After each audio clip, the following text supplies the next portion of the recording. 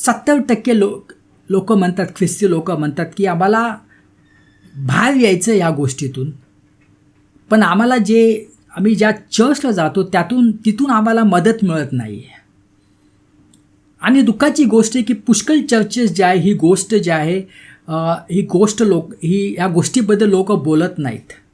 Pastors या गोष्टीबद्दल बोलत नाही आहेत.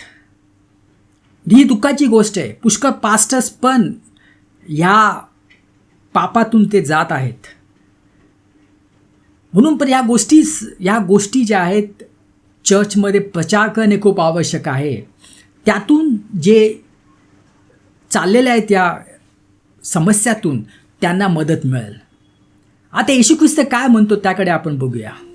मत्ती 5:26-28 व्यभिचार करू नकोस असे सांगितले गेले होते, पण मी तुम्हाला सांगतो की जो कोणी एखाद्या स्त्रीकडे वासनायुक्त नजरेने पाहतो त्याने आपल्या मनात तिच्याबरोबर आधीच व्यभिचार केला आहे. प्रियानो, आता इथं येशू ख्रिस्तांनी काय म्हटलं आहे की तुम्ही तर आज्ञा वाचली असेल, ऐकली असेल की व्यभिचार करू नकोस, पण इथे येशू ख्रिस्त म्हणतो जर तुम्ही एका स्त्रीकडे किंवा एका पुरुषाकडे तुम्ही वासनायुक्त नजरेने पाहता